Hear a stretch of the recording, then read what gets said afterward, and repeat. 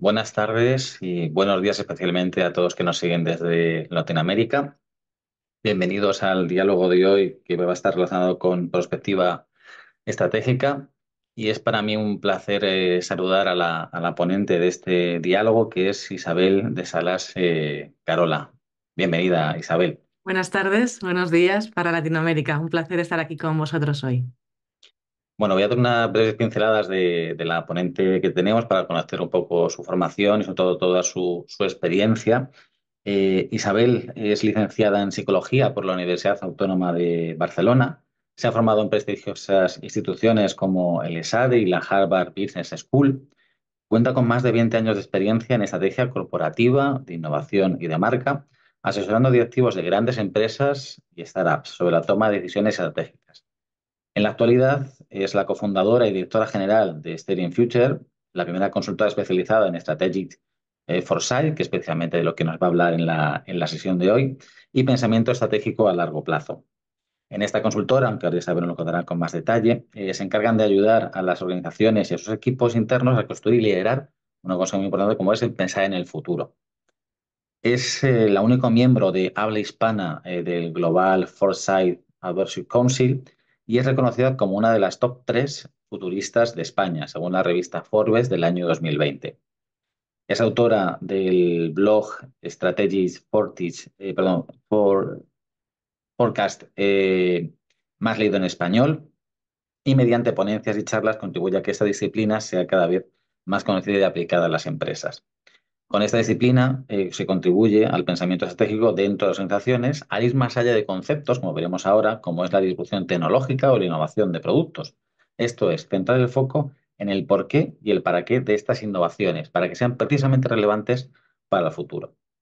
Bueno, sus áreas de especialización son la cultura y la prospectiva, para entender dónde se encuentran las empresas y sus integrantes y hacia dónde deben dirigirse.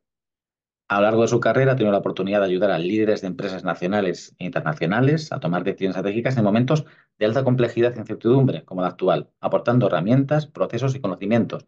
Y precisamente dentro de estas herramientas es donde se marca el diálogo de la tarde de hoy, titulado Prospectiva Estratégica y Estudio del Futuro en el Sector Empresarial.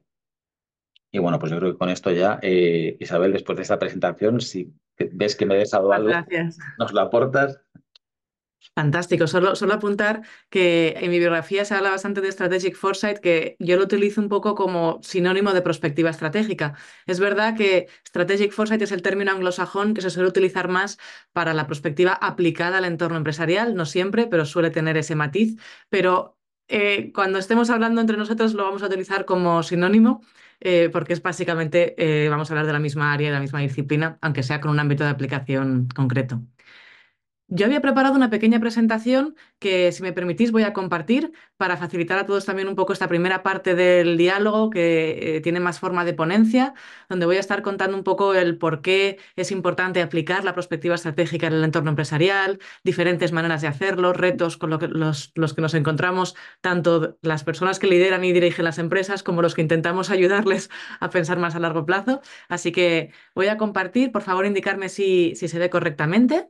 Se ve perfecto. ¿Completa? Una cuestión también para los participantes. Todas las cuestiones que tengáis, vamos a hacer, como ha dicho Isabel, esta primera parte un poco, que nos cuente un poco precisamente la herramienta, y justamente después de que nos la presente, si queréis, recogemos un poco todas las preguntas que he volcado en el chat y las vamos contestando.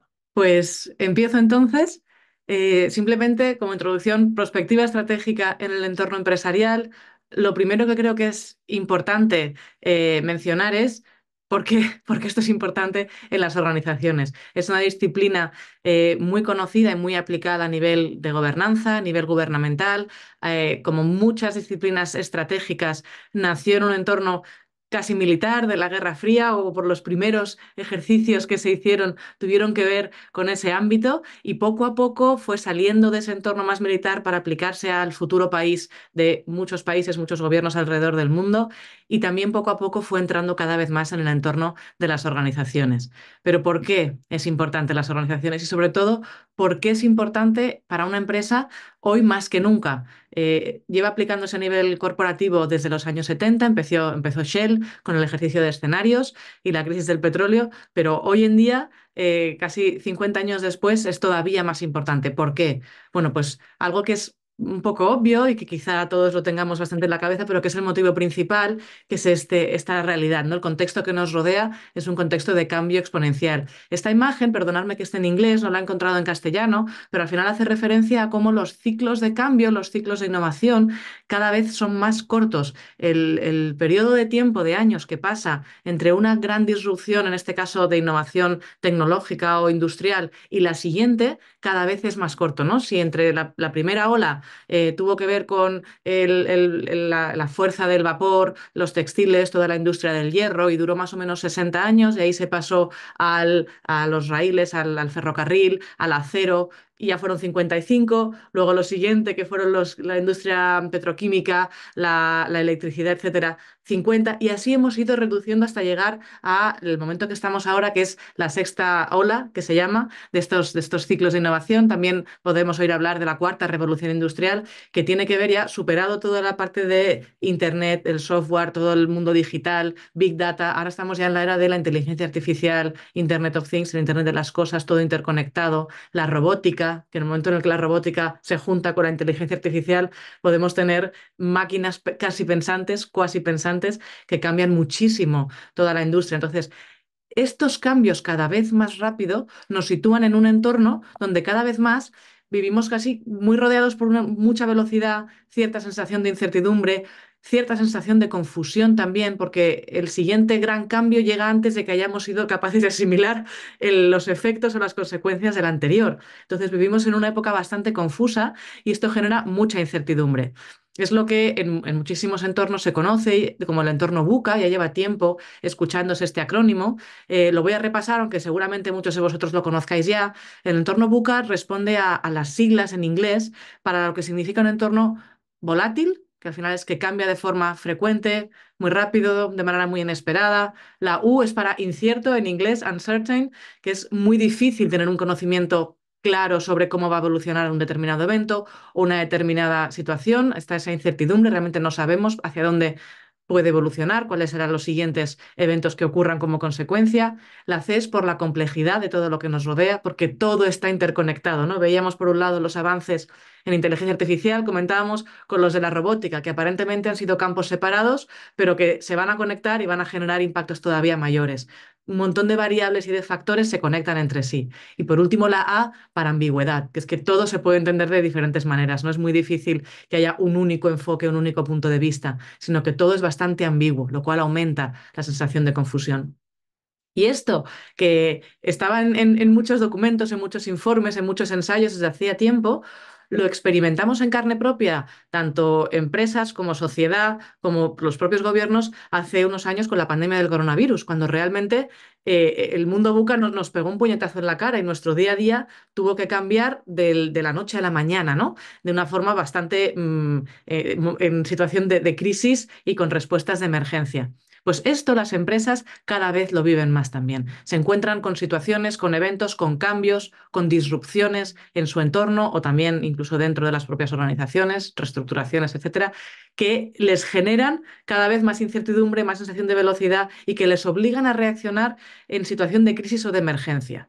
La pregunta es, ¿pueden hacer algo en este caso las organizaciones, las empresas, para responder ante un entorno que es el que es? No lo vamos a poder cambiar, es la realidad tal y como existe hoy en día. ¿Cómo podemos operar en esta realidad y prepararnos mejor ante este entorno? ¿Cómo podemos tener una respuesta más sólida y sobre todo, sin tener que recurrir a esas situaciones de crisis o de emergencia, ¿no? La realidad es que están sucediendo muchísimas cosas a la vez y las organizaciones están haciendo un esfuerzo por adaptarse a ese ritmo de cambio. De hecho, el ritmo de transformación de las compañías antes de la pandemia del coronavirus, pre-COVID, era de 33 meses, que era más o menos el plazo de tiempo antes de que tuviese que haber una transformación de calado, una transformación importante para poder adaptarse a los cambios del entorno. Después de la pandemia, después del coronavirus, se ha reducido en casi un 20%, ¿no? Estos son los últimos años. Pero es que a pesar de este ritmo de transformación, aún así, las empresas les sigue costando mantener la relevancia, les sigue costando seguir ese ritmo de cambio. Y la prueba es que la vida media de las compañías, si en los años 50 era de más o menos 61 años, era el plazo de tiempo que solía durar o estar una compañía en el mercado, en los 2020 se ha reducido a 15 y sigue bajando. Hay un dato demoledor también de McKinsey que dice que el 75% de las compañías del índice Standard Poor's 500 no existirán dentro de 10 años. Es decir, que las compañías nacen y sin embargo no logran sobrevivir a largo plazo, no logran continuar en los mercados aportando valor. ¿Por qué sucede esto? Y sobre todo, ¿qué podemos hacer? ¿Qué herramientas tenemos para intentar evitarlo y que el trabajo en una compañía pueda ser sostenible en el tiempo, ¿no? Tenga una duración a largo plazo y puedan aportar valor a medida que el tiempo y los cambios van sucediendo?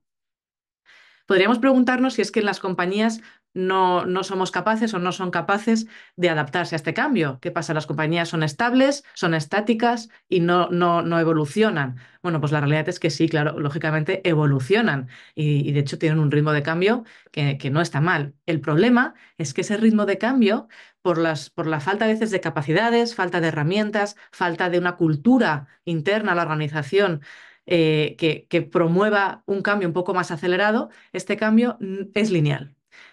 Y el cambio del entorno, el cambio externo, es exponencial. Esta gráfica hace referencia a la ley de Martek, que él sobre todo se refería a la relación entre el cambio organizativo y el cambio tecnológico.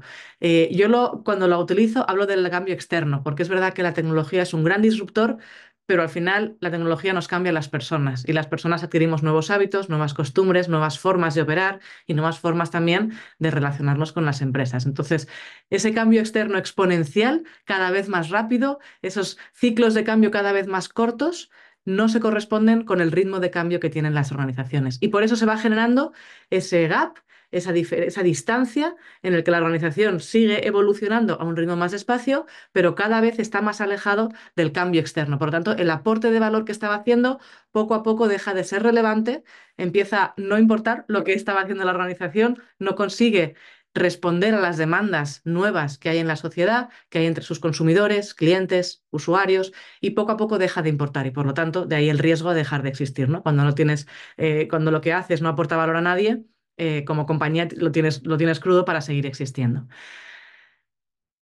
La pregunta o lo importante es dónde ponemos el foco. Muchas organizaciones cada vez más ponen una mirada en el corto o medio plazo. Las estrategias son bastante, a un horizonte temporal bastante cercano. Luego veremos algunos datos a 2, 3 años. Y efectivamente, si ponemos el foco en este lugar donde el cambio organizativo todavía parece que está respondiendo a los cambios externos, parece que todo va bien.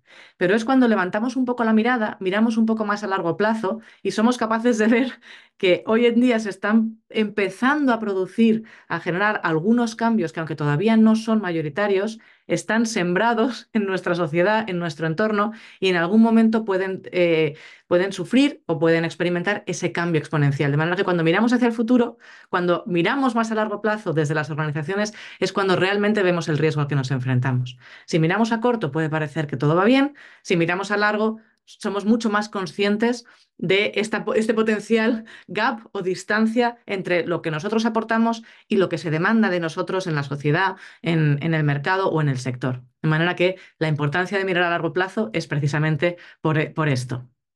Y sin embargo, aunque ese riesgo está ahí, lo que comentábamos, ¿no? La mayoría de los directivos no se atreven a mirar más allá de 2 o 3 años. Esto es una encuesta que se hizo desde el Instituto de Nuremberg para las decisiones de mercado, en el que se entrevistó a prácticamente 400 directivos en Europa y en Estados Unidos, solo Norteamérica en este caso. Y el 85% de los entrevistados, recordemos, 400 directivos de diferentes empresas, afirmaban que su estrategia era o a 2 o a 3 años, ¿no? Muy pocos contemplaban la estrategia más allá de 4 años. ¿Por qué? ¿Por qué no se atreven? Bueno, pues la realidad es que cuando hablamos de futuro en un entorno empresarial que está siempre muy ligado al dato, a la econometría, a los números, a las cifras financieras, hablar de futuro lleva a este tipo de imaginarios, a este tipo de asociaciones mentales, ¿no? Bueno, el futuro no se puede predecir, el futuro es una bola de cristal, ¿cómo voy a incorporar eso en una estrategia empresarial que tiene que ser sólida y fundamentada en datos? Y yo aquí lo que siempre digo es que efectivamente el futuro no se puede predecir y en ningún momento desde la perspectiva estratégica pretendemos predecir el futuro. Esta es la primera premisa, no podemos predecir el futuro. Pero cuando hablamos de mirar al futuro, a lo que nos referimos, cuando decimos qué significa mirar al futuro o mirar a largo plazo en un entorno empresarial, pues es hacerse otro tipo de preguntas. Por ejemplo, ¿qué retos y oportunidades se presentan delante de nosotros, no solo en el siguiente año, sino en los años por venir? ¿Cuáles de todos estos retos y oportunidades, qué oportunidades queremos capitalizar o qué riesgos queremos atajar? ¿Para qué riesgos necesitamos estar mejor preparados? ¿Qué queremos ser de mayores como compañía dentro de 10 años, por ejemplo? ¿Sabemos lo que necesitamos para poder llegar allí? ¿Sabemos dónde tenemos que invertir? Y aquí entra un amplio abanico de opciones, desde nuevos productos y servicios, actualizar nuestra oferta al mercado, hasta una nueva cultura interna, una nueva cultura organizativa, nuevos procesos, nueva manera de abordar las operaciones de la compañía, nuevas maneras de llegar al mercado. ¿Qué necesitamos para llegar a esa visión de lo que queremos ser en un futuro? ¿Y dónde tenemos que invertir? Y luego, a nivel de talento, nuestros equipos, la gente que trabaja con nosotros, ¿están preparados para llegar a ese futuro? ¿Nos pueden ayudar a llegar o tenemos que formarles o tenemos que contratar a personas especializadas que impulsen una nueva forma de hacer dentro de la organización? Estas son el tipo de preguntas que nosotros hacemos a las organizaciones pensando en el futuro. No les preguntamos qué va a ocurrir en el futuro, no proponemos proyectos para adivinar el futuro de un determinado sector, sino como compañía, ¿dónde quieres llegar? ¿Y qué puede ocurrir en el camino que te ayude, que te lleve más fácilmente o al revés, o que te lo impida, que sean barreras que vas a tener que superar? Al final, la realidad es que el futuro ya está sucediendo, ¿no? Esa línea que veíamos por abajo, pequeñita, ya se están sembrando los cambios que veremos en un futuro. Lo que pasa es que a día de hoy a lo mejor todavía son minoritarios, todavía están un poquito en las costuras del sistema o en el entorno empresarial. Hablaríamos de que todavía están en pequeñas startups muy disruptivas que están haciendo las cosas diferentes, pero que todavía no tienen una llegada al mercado muy fuerte. Pero ya existe, el futuro ya está sucediendo y ya llegamos tarde. Y una metáfora muy buena para entender esto, que esto sirve no solo para la perspectiva en el entorno empresarial, sino en general, siempre que hablamos de diseño de futuros, estudios de futuros, es esta. A mí me gusta preguntar, cuando pongo esta imagen, es verdad que las pantallas lo convierten un poco en una pregunta trampa porque lo hacen más difícil, pero os voy a invitar a ver si, a intentar ver algo raro en esta imagen, a ver si detectáis algo que os llame la atención.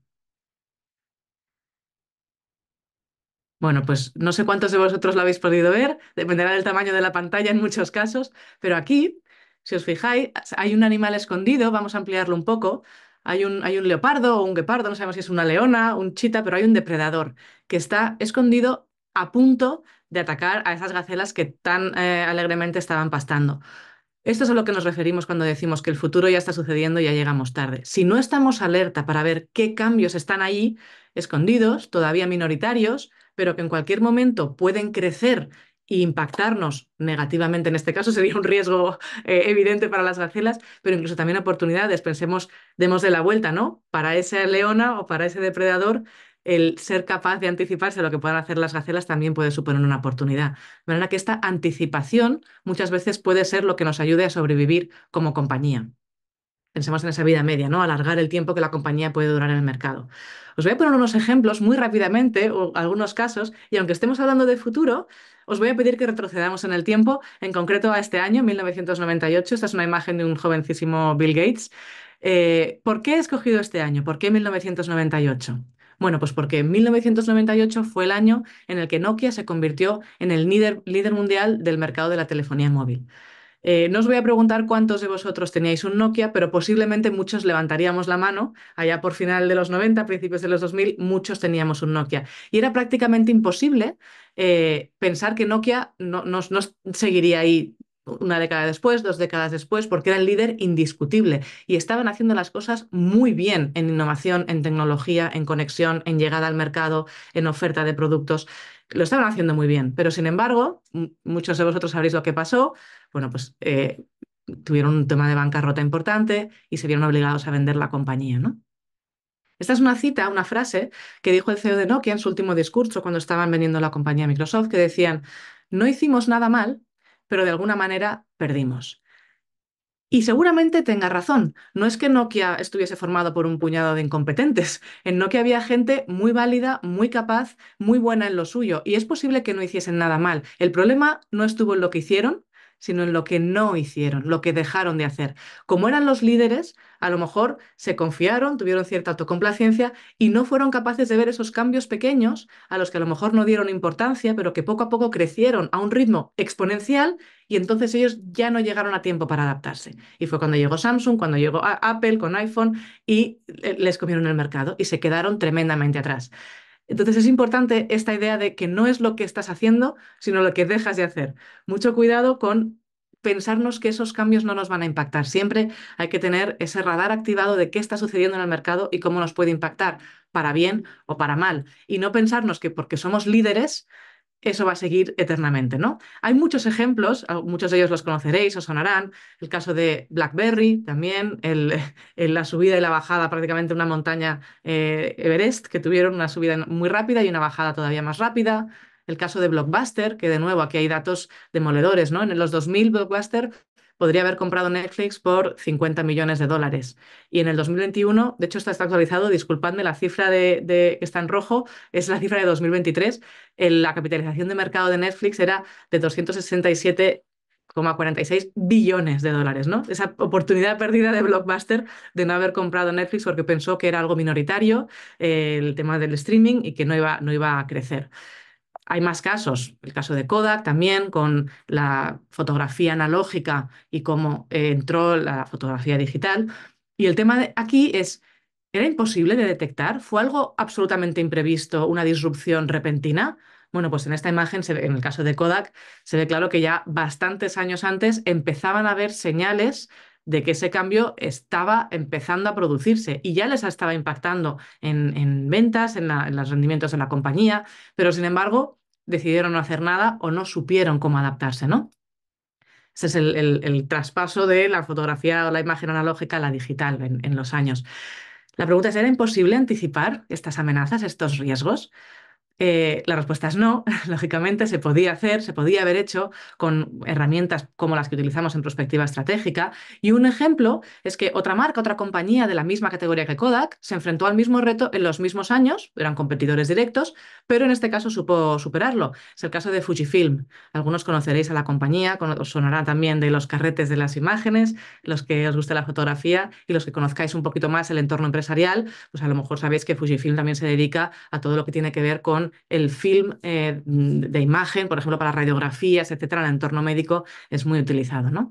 Fujifilm en 2013 en la mitad de su negocio dependía de las soluciones de imagen. Pero sin embargo fueron capaces de ver que las soluciones de imagen estaba cambiando, que el mundo analógico estaba cambiando muy rápido hacia el mundo digital. La primera decisión que tomaron es, ojo, si aquí tenemos un riesgo de perder mercado, vamos a reducir el peso que tiene esta área de negocio en nuestra compañía.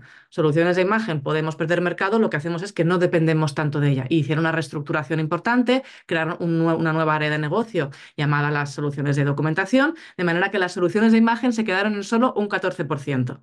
Si ahí había una debacle, lógicamente el impacto sería menor que no cuando es la mitad de tu compañía lo que depende de eso. Pero no se quedaron allí, sino que dentro de soluciones de imagen innovaron y se adaptaron para que desde una oferta analógica, que era donde ellos eran expertos, poder adaptarse a las nuevas demandas que había en el mercado que respondían a lo digital y crearon la cámara fotográfica Instax, que es la que imprime en el momento la fotografía que estás haciendo, ¿no? Y la puedes ver.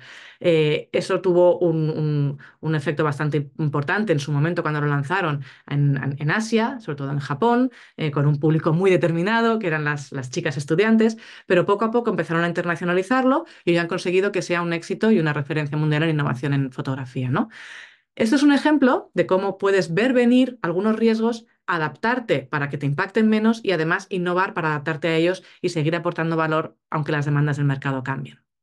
De manera que sí que se puede anticipar riesgos, sí que se puede prever oportunidades y sí que se puede planificar en tiempos inciertos sin necesidad de predecir el futuro, que es algo que nadie podemos hacer, ninguno tenemos la capacidad de predecirlo, ¿no? Esto no va de predecir, va de anticipar, va de previsión y va de planificación en tiempos inciertos. Pero para eso hace falta un cambio de mentalidad. Las herramientas y la forma de pensar que teníamos antes sobre el futuro no nos sirven, tenemos que cambiarla. Y son maneras de pensar muy humanas, Yo creo que toda persona, por el hecho de ser un ser humano, tiende a pensar en el futuro de una manera determinada, queriendo predecirlo, porque nos genera cierta inquietud y queremos bajar ese nivel de incertidumbre, pero tenemos que cambiar la manera de pensar acerca del futuro. Y en las empresas también.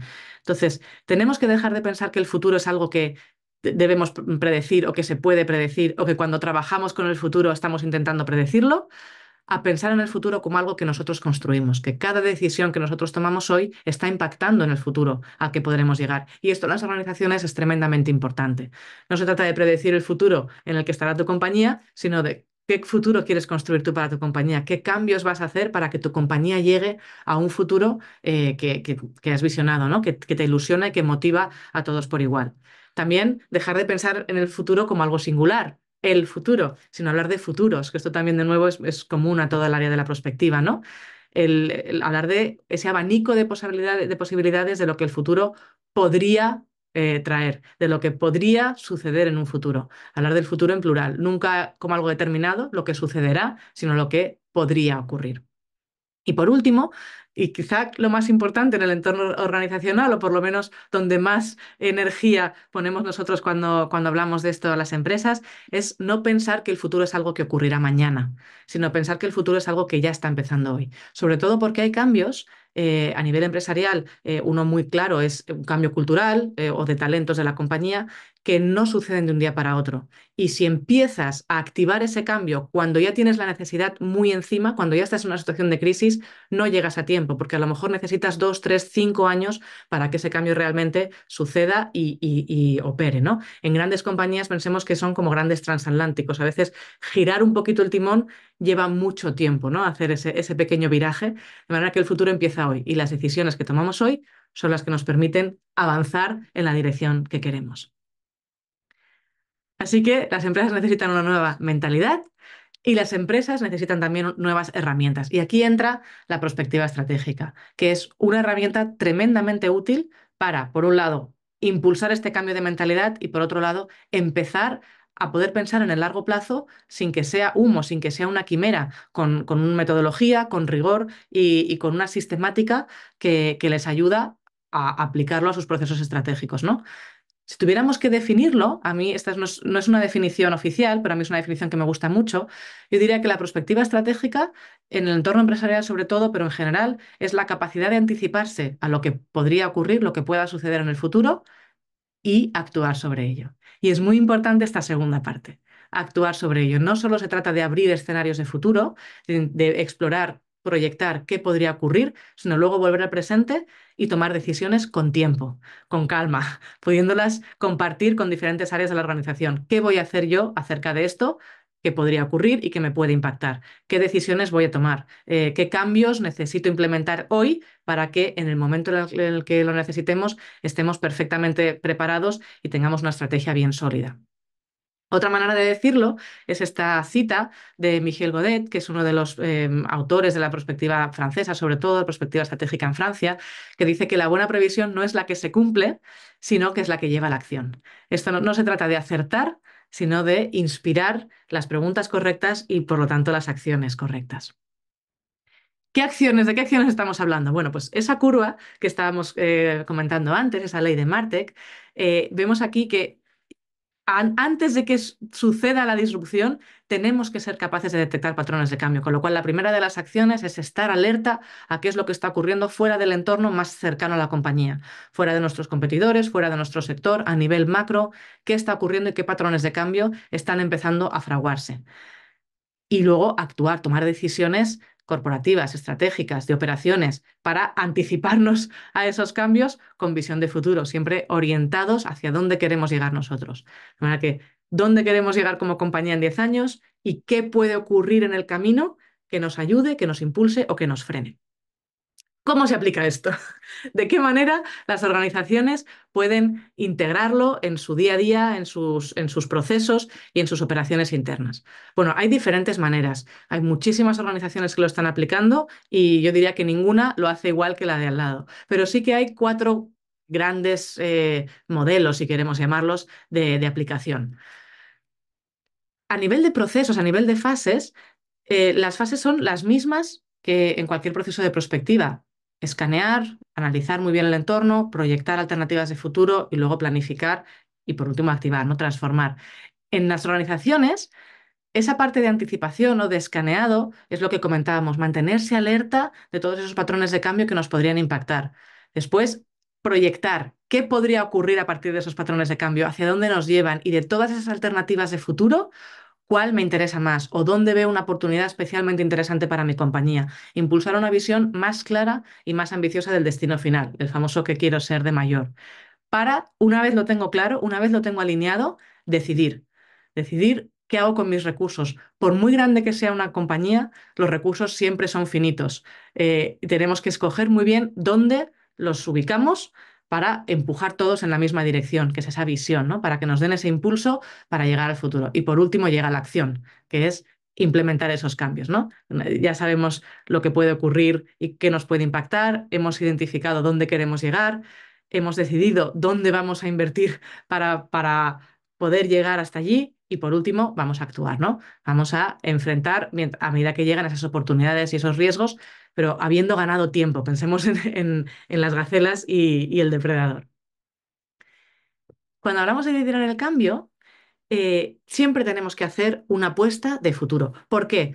Porque en el momento en el que todo va bien, que es cuando estamos aquí y los cambios todavía están por debajo, todavía no nos han impactado, hay un pequeño decalaje en el que podemos pensar que no hace falta lo que veíamos, ¿no? Cuando miramos más el corto plazo, todo va bien, es lo que le pasó a Nokia y seguramente le pasó a Blockbuster, Kodak, etcétera, ¿no? Parece que no va bien. Tenemos que apostar en un momento en el que lo estamos haciendo muy bien y estamos respondiendo muy bien a las demandas de nuestros clientes. En ese momento es cuando hay que empezar a pensar en cómo podrían cambiar esas demandas. Algunos de vosotros quizá conocéis este gráfico, se conocen como las curvas de crecimiento en S. Y básicamente es el ciclo que sigue prácticamente cualquier compañía o cualquier producto o servicio que ponen en el mercado. El tiempo que dura este ciclo, esta curva, depende mucho del sector. Cualquier producto cuando se lanza, cualquier compañía cuando empieza, tiene un periodo de crecimiento lento, de poquito a poco darse a conocer, empezar a generar tracción. Luego hay un momento de crecimiento mucho más rápido y luego el mercado alcanza su madurez y se estanca. Este periodo puede ser 3 años en entornos muy ágiles de tecnología o de moda, etcétera, o puede ser 30 años en entornos mucho más, no quiero decir lentos, pero sí mucho más estables, con un ritmo de cambio menos acelerado, como puede ser a nivel industrial, temas de energía, etcétera, ¿no? Pero siempre se suele repetir este patrón. Primero empieza con un crecimiento lento, luego empieza a crecer muy rápidamente y finalmente se estanca. Cuando la mayoría de compañías se empiezan a preocupar por el futuro es cuando están aquí. Cuando están en el periodo de estancamiento, de madurez, ya no están creciendo al mismo ritmo que antes, incluso pueden estar empezando a perder ventas. Saltan las alarmas, se empiezan a activar los comités de crisis, empiezan a haber conversaciones de emergencia, decisiones de emergencia, necesitamos transformarnos, pero en ese momento no hay tantos recursos, los equipos están muchas veces quemados, cansados, no están ilusionados, tenemos que reestructurar, con lo cual a veces hay despidos y por lo tanto hay menos gente para acometer el cambio y encima la que hay no está muy contenta. No es el mejor momento para empezar a pensar en el futuro. El momento idóneo es cuando estamos en plena actividad y cuando todo está saliendo muy bien, cuando las cifras nos están dando muy buenos resultados, cuando estamos creciendo a unos dígitos buenos, cuando estamos llegando a nuevas personas, cuando estamos logrando llegar a nuevos países, por ejemplo. Ahí, cuando todo va bien, tenemos que pensar, vale, lo estamos haciendo muy bien en referencia a las necesidades actuales de nuestros clientes, de nuestro mercado, de nuestros consumidores. Pero ¿podrían cambiar estas necesidades? ¿Y cómo podrían cambiar? Y a partir de ahí, todos esos recursos que se están generando, porque las cosas van bien, reinvertirlos en empezar a pensar en lo siguiente. Cuando nos estanquemos, ¿cómo podremos? Nos estanquemos porque ya no estemos cumpliendo las demandas de nuestros consumidores. ¿Cómo podremos seguir respondiendo a ellas? ¿Con qué nuevas ofertas? ¿Con qué nueva manera de atención? ¿Con qué nueva cultura interna? ¿Con qué nuevos procesos? ¿Con qué nueva tecnología voy a poder seguir aportando valor a la sociedad o al mercado? Es ese periodo de adquisición y transformación de nuevas capacidades. De manera que si vamos enlazando una curva con otra, están estos puntos clave de inflexión estratégica. Cuando una área de negocio empieza a estancarse, ya tengo la otra preparada y creciendo para que pueda tomar el relevo.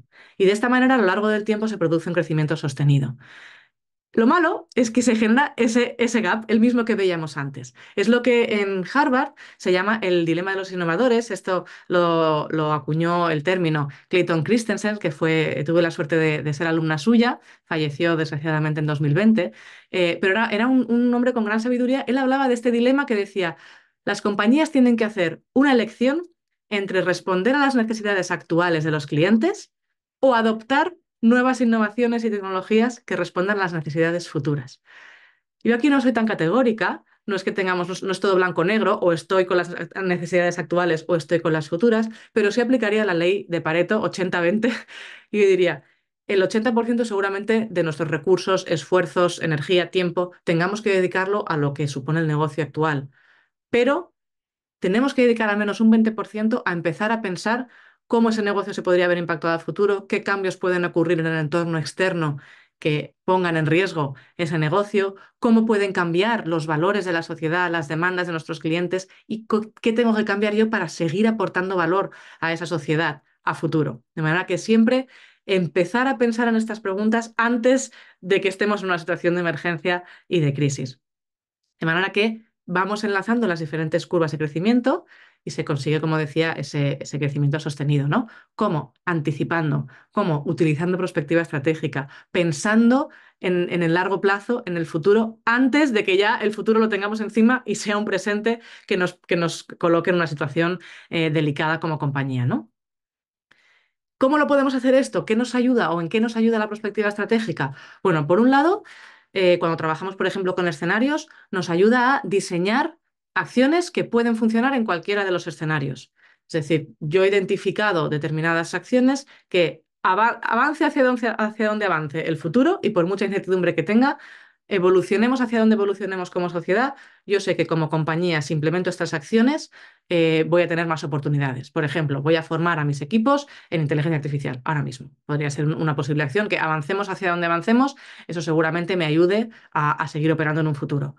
Otra manera es identificar o definir estrategias concretas para cada uno de los escenarios. Pues si avanzamos hacia este escenario, tengo una estrategia diseñada para poder activarla en el momento necesario y sé que de esa manera podré atajar los riesgos y aprovechar las oportunidades que ese escenario me ofrece. Y así para todas las alternativas de futuro que haya podido proyectar. Otra manera es, que de hecho está muy relacionada con la anterior, es los sistemas de alerta temprana. ¿Cómo puedo saber si me acerco a un escenario o a otro? Pues identifico una serie de indicadores que yo veo venir, que sé que cuando estos indicadores se estén dando, yo los voy identificando que ocurren en mi entorno, sé que me estoy acercando a un determinado escenario, o por lo menos me permiten anticipar, me permiten pensar que puedo estar acercándome. No, certeza absoluta nunca la tendré, pero sí que me ayudan. Entonces puedo empezar a activar las estrategias para ese escenario concreto. Estas son algunas de las cosas que activamos o que trabajamos cuando trabajamos con diferentes compañías. ¿Y quién lo impulsa esto en la organización? ¿Con qué modelos se aplica? Bueno, lo inicial que muchas compañías empiezan a trabajar con prospectiva es que el equipo directivo cree en ello, ve que hay una necesidad de pensar más a largo plazo, son los que están ideando la estrategia corporativa, por lo tanto contemplan un periodo de tiempo más largo y empiezan ellos a trabajarlo. Y poco a poco desde ahí va bajando a toda la organización. Hay veces que no es el equipo directivo, no es el CEO o el director general, sino que son diferentes áreas, pues desde marketing o desde innovación, desde sistemas y tecnología, desde recursos humanos, en diferentes áreas empiezan a pensar en prospectiva y empiezan a utilizar herramientas de prospectiva para las necesidades funcionales pequeñitas que tiene su área. Pero si todos ellos se ponen a trabajar de forma conjunta o comparten conocimientos y los resultados de los procesos de prospectiva que realizan, se va creando poco a poco una cultura de organización mucho más abierta a ese pensamiento a largo plazo. Otra manera es que haya una unidad de prospectiva independiente, es decir, que no es que sean personas de marketing que dedican parte de su tiempo a hacer la prospectiva o personas de recursos humanos, sino que haya un equipo dedicado con personas especializadas, con su presupuesto, que se dedican a hacer procesos de prospectiva y proyectos de prospectiva para nutrir a todas las demás áreas de la compañía. Y luego hay otra manera que quizá no es tanto prospectiva como detección de esas señales de cambio, que es basarse en plataformas digitales, que nos permiten, por un lado, aportar conocimiento y datos a toda la organización, todos los empleados pueden tener acceso, y a la vez que todos los empleados puedan ellos ir nutriendo esa base de datos con sus propios análisis, descubrimientos, tendencias. Esta es un poquito más difícil de trasladarla luego en acciones útiles porque es más que nada una base de datos enorme de cambios que están ocurriendo. Entonces, cuando tenemos una plataforma digital, yo siempre recomiendo que haya además un equipo, sea el directivo, sean embajadores en diferentes áreas o sea una unidad de prospectiva, que se dedique a analizarlo y a sacar de ahí aprendizajes que sean más útiles, ¿no? Para la compañía, para que la información realmente se convierta en conocimiento. Y los datos nos dicen que de estas diferentes maneras de aplicar prospectiva en una organización, las que tienen una unidad independiente dedicada son las que dan mejores resultados. Pero sobre todo, yo que diría, entre esta primera barra que dicen los que lo hacen mal de manera muy desorganizada y las siguientes, que es pues, o lo hace una área o lo hace una unidad independiente, la diferencia es hacerlo bien.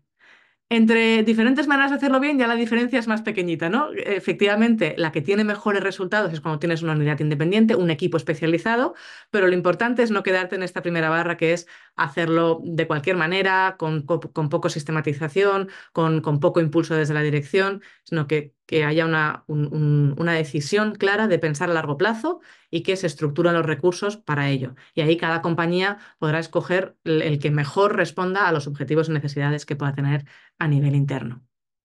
Y por último, ya para cerrar, algunos datos de si realmente sirve para algo aplicar prospectiva en una compañía o no. ¿Qué datos tenemos que nos puedan indicar si la prospectiva ayuda a las compañías a ser mejores, a tener mejores resultados a largo plazo o no? Bueno, pues como efectivamente los resultados llegan a largo plazo, porque la perspectiva estratégica habla de horizontes temporales bastante largos, hay pocos estudios que se hayan hecho sobre ello. Pero uno, el más conocido de hecho y el único que ha hecho este seguimiento a diferentes compañías durante un plazo de 8 años primero y luego 15 años después, es un estudio de Rorbeck, académico, que demostró que la perspectiva estratégica tiene un impacto real en el rendimiento. Y en concreto hay muchas cifras en este estudio, pero hay dos que llaman mucho la atención, que es que aquellas organizaciones de todas las que él estuvo haciendo seguimiento a lo largo de estos años que aplicaban Strategic Foresight obtuvieron a lo largo del tiempo un 33% más de rentabilidad y un 200% más de crecimiento en capitalización de mercado. En comparación siempre con su sector. No comparaba todas con todas, sino que hacía comparaciones por sector. Y este era la media de mejora, ¿no? De manera que a largo plazo sí que permite mejorar el rendimiento de las organizaciones, de las empresas, pero no tenemos que esperar tanto, porque a corto y medio plazo también se dan resultados y beneficios medibles, ¿no? Uno de ellos es que las compañías que aplican mejor la prospectiva, y esto es que lo aplican de manera estructurada y con decisión consciente de mirar a largo plazo, primero, solo de entrada y a corto plazo son más conscientes del impacto de los retos sociales y ambientales en sus mercados, de manera que están más preparados para hacerles frente. Solo por el hecho de trabajar con prospectiva ya tienes esta capacidad de alerta y de conciencia ante esos riesgos que te pueden impactar y por lo tanto te puedes preparar con más tiempo.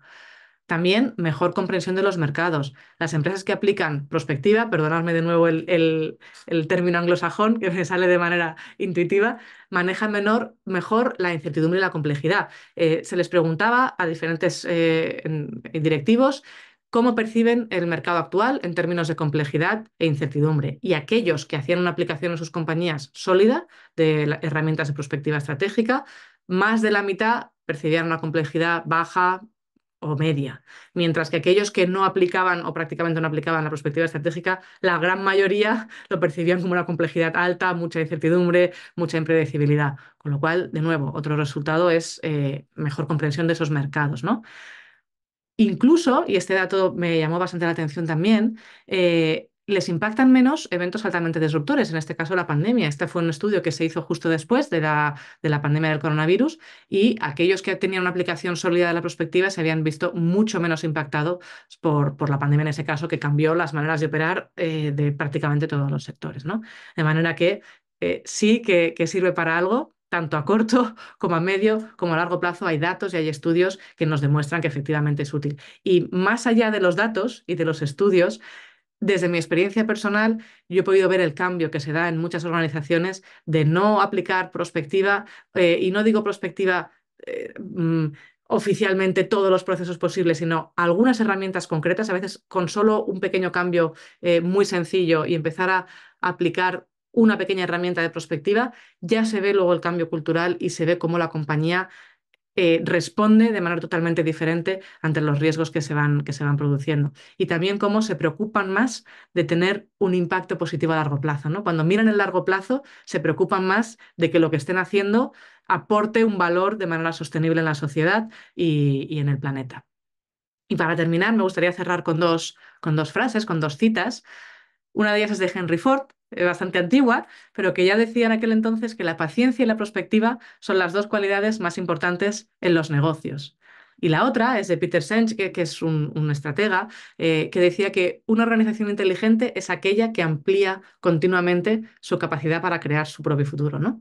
No solo estar a merced del futuro que creen otros, sino que cada compañía pueda decidir qué futuro quiere para sí misma. Y a mí me gustaría terminar con una frase que decimos nosotros en la consultora donde trabajo y que fundé, que básicamente es mirar al futuro, pero siempre para actuar en el presente.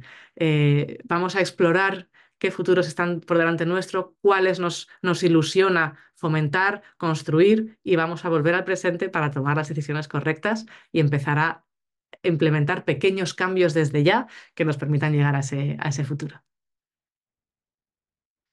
Muy bien, Muchas pues oye, gracias a todos por la escucha. muchísimas gracias Isabel por mostrarnos la bondad y la utilidad de la perspectiva estratégica. Vamos a aprovechar para tener, que tenemos como unos 10 minutitos todavía para preguntas. Rescato algunas que han llegado por aquí. A ver, planteo la cuestión que nos lanza Daniel. Ujú. Por ejemplo, nos dice, si al contrastar la precisión del modelado de desempeño y predicción para desarrollar estrategias para maximizar la integración de la dependencia y la inteligencia artificial, la adaptabilidad, el flujo de trabajo, la confianza, la toma de decisiones y los factores humanos, necesitan análisis predictivos de asertividad y estrategias de maximización. Pregunta, ¿qué habilidades necesita el tejido organizacional para instrumentalizar estas ventajas competitivas? No sé si he entendido todo de la Un poquito introducción, complejo la pregunta. pero sí que a nivel de habilidades o capacidades que se necesitan en las organizaciones. Hay una que es la capacidad de soltar el dato, que no es fácil. Es muy obvia, pero no es fácil. Muchas organizaciones solo pueden tomar decisiones vinculadas a datos. Y el problema es que un dato es aquello que se puede medir, o sea, un dato es algo que se ha medido, y si se puede medir es que es presente o pasado. El futuro, como no existe, son proyecciones, son estimaciones, no se puede medir. Yo le puedo poner datos, le puedo poner cifras, pero serán siempre estimaciones aproximadas. Le puedo poner una aproximación cuantitativa, pero serán siempre estimaciones. De manera que una es la capacidad de trabajar no siempre en base a datos, sino en base a otro tipo de información. Otra es la capacidad de romper silos. Muchísimas organizaciones trabajan de manera muy aislada las diferentes áreas, sobre todo cuando son organizaciones muy grandes, pero no solo en organizaciones muy grandes, algunas pequeñas también parece que cada área trabaja de manera independiente al área que tiene al lado a veces en el escritorio de enfrente, ¿no? Entonces, romper esos hilos y tener esa capacidad de trabajar de manera transversal y con retos o problemas que a lo mejor pueden estar circunscritos a un área funcional, pero que de ahí puedan viajar al resto de áreas y que existan procesos, canales de comunicación muy interiorizados. Y otra capacidad que, de nuevo, no es tan fácil es el levantar la mirada de lo inmediato, el ser capaces de salir del día a día, que nos presiona mucho, que los objetivos de las organizaciones, tanto a nivel de dirección como a nivel de equipos funcionales, son muy intensos y estamos muy presionados por ellos y suelen tener que ver con el siguiente cuatrimestre o el siguiente año, pero tener espacios para levantar la mirada de ese día a día y mirar un poquito más en el horizonte, tener conversaciones un poquito más estratégicas que a lo mejor no les encontramos una utilidad directa para el momento ya actual, presente, o para una necesidad que tengo inmediata, pero que esas conversaciones sucedan, tengan su espacio y tengan su importancia, ¿no? Que se les dé esa prioridad. Bueno, bien contestado. Rescatamos otra, más hacemos dos o tres preguntas más. Nos pregunta también Ana Morales, ¿qué habilidades o capacidades debe tener un equipo dedicado a la prospectiva? Muchas. Hay una, yo creo que es capacidad de pensamiento estratégico eh, y también capacidad de pensamiento creativo. Es una combinación entre las dos. A nivel de conocimiento técnico, a mí me gustan mucho los equipos, formar equipos multidisciplinares. Gente que es más de negocio, gente que es más de tecnología o del área más técnica puramente dicha, gente que tiene mucho conocimiento del sector o del mercado. Y con ese equipo multidisciplinar, cada uno con un conocimiento técnico concreto, juntarse para juntos a operar o activar ese pensamiento estratégico y creativo. Es la habilidad de imaginar, la habilidad de conectarlo con el negocio, la habilidad de diseñar planes de acción. Es importante ser bastante estructurados, aunque haya una fase muy divergente en la prospectiva, cuando estamos explorando escenarios de futuro, luego tenemos que ser muy estructurados para converger en planes de acción concretos de negocio, que se vinculen al día a día de la organización y conectar ambas partes es importante también. Muy bien, estupendo. También nos pregunta por aquí Isai González que si conoces algún caso de prospectiva aplicado en gobiernos subnacionales, me imagino que en instituciones públicas, entiendo que va la pregunta. Pues sí, de hecho, en el diálogo anterior creo que estuvo Ivonne Zugasti hablando, que es trabaja en Prospect y él ha estado dirigiendo en el País Vasco muchas iniciativas público-privadas, en concreto en España. El País Vasco es una región del norte de España donde pasaron de ser una región puramente industrial hace 20, 30 años a ser hoy uno de los hubs de innovación tecnológica más punteros, no solo de España, sino incluso de Europa. Son una referencia. Y donde han estado trabajando desde el gobierno regional con muchas industrias y empresas de la zona, pues es mucha colaboración público-privada para impulsar un cambio en el tejido industrial y el tejido empresarial de la región con muy buenos resultados. Es uno de los que conozco mejor porque me pilla cerca al estar en España, pero hay diferentes casos que no solo es a nivel del gobierno de la nación, sino que a nivel regional se han hecho iniciativas muy buenas que han permitido cambios importantes de calado. También Blenda Batista nos pregunta que cómo percibes la importancia del bienestar de los empleados para el futuro de las organizaciones, especialmente en el escenario post-COVID. Uy, a nivel de bienestar está habiendo muchísimas, hay tendencias y contratendencias. Sí es verdad que el bienestar ya no se percibe solo o no se entiende solo tanto por los empleados como por las organizaciones, como el bienestar físico o puramente de necesidad después de tener un salario digno y unas condiciones de trabajo mínimamente dignas, sino que cada vez más se incorpora el tema de la salud mental y el bienestar emocional, mental y emocional de las personas que trabajan en una organización. Y ahí hay culturas y hay organizaciones de todo. Hay algunas que hacen un poco de lavado de imagen e implementan cuatro, lo que llamo yo, tiritas para vender como que sí que están implementando cambios, pero que en realidad la cultura interna no está cambiando. Y hay otras muchas que sí que tienen una intención real de cada vez más ser capaces de proteger y cuidar ese bienestar emocional y mental también de los empleados. De nuevo, son cambios que, esto es un ejemplo perfecto, cambios que tardan en llegar, no son cambios que sucedan de un día para otro y hay muchas variables a implementar, pero en parte por necesidad, porque las nuevas generaciones de empleados y de trabajadores que están entrando a las empresas tienen otros valores y en parte por convicción, porque hay muchas empresas que se han dado cuenta de que necesitaban un cambio, se están implementando cambios muy, muy interesantes en ese aspecto. Vale, ya para finalizar, vamos a una última cuestión que nos plantea Rubén Joaquín, que nos dice bueno, un poco más ya lo has comentado antes, pero bueno, dice, ¿cómo convencer a la administración pública de la utilidad de la prospectiva cuando existe esa cultura administrativa en la cual el gobierno está visto como un ente lento, burocrático y con falta de capacidad de respuesta? Absolutamente. De hecho, los ciclos de cambio, normalmente la sociedad cambia muy rápido, las empresas cambian un poco más despacio que la sociedad y los gobiernos cambian un poco más despacio que las empresas. O sea, gobierno, sociedad, hay bastante diferencia en los ritmos de cambio. Y es normal que sea así. O sea, primero va el hecho y luego va el derecho, ¿no? La regulación y las leyes normalmente vienen después. Pero sí es verdad que es importante convencer a la administración pública de la utilidad, no solo, bueno, de la perspectiva, pero de mantener unos mínimos que puedan durar en el tiempo. El problema no solo es que es un ente lento y burocrático, que también, sino que en muchos casos en los países democráticos, cada vez que hay elecciones cambia el gobierno y por lo tanto lo que hizo el gobierno anterior se borra de un plumazo y cada 4 años estamos iniciando nuevos planes de acción a largo plazo, con el problema de que 4 años no es largo plazo. Entonces, tenemos que ser capaces de que diferentes actores de la administración pública, el gobierno de turno, pero también la oposición, pero también las administraciones, se pongan de acuerdo en los mínimos que quieren construir para el futuro de un país determinado. Por ejemplo, en educación. Para ver un cambio real en educación hace falta una generación entera, hacen falta 30 años. ¿Por qué no llegamos a un pacto de mínimos de básicos que no se van a tocar durante 30 años, gobierne quien gobierne?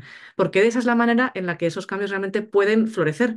Si estamos arrancando la plantita cada vez y plantando otra nueva, no damos tiempo a que crezca y se convierta en un árbol. Entonces, no es solo un tema de velocidad, que sí es verdad que a veces hace falta más velocidad en los gobiernos, pero es un tema de poder mantener esos planes de acción a largo plazo. Y exactamente igual sucede en las compañías, ¿eh? Cuando cambia la dirección cada 5 años o cuando cambia el CEO y de nuevo se reinicia todo el proceso estratégico, es un poco como ir como una veleta, ¿no? Vas cambiando de rumbo y no eres capaz de construir de manera sostenida en el tiempo en una dirección. Eso es un reto importante. Muy bien, bueno, pues muchísimas gracias Isabel por todo lo que ha sido el diálogo, por yo creo el interés que ha despertado en nuestra audiencia. Ya has visto las preguntas que te han hecho, además están viendo en el Me chat, alegro bueno, me mucho. están diciendo que la charla les ha gustado, muchas gracias. Un Así placer. que bueno, Gracias a vosotros, por favor. simplemente desde el Instituto de Análisis Económico y Social, bueno, nuevamente volverte a decir muchísimas gracias por participar en estos diálogos. Y simplemente emplazar al resto de la audiencia al próximo diálogo, que tendrá lugar el próximo 12 de noviembre, que seguimos con la temática de perspectiva, y que en este caso será sobre perspectiva tecnológica y relaciones internacionales, con la ponente Fabiola Bus. Ya digo, el próximo 12 de noviembre.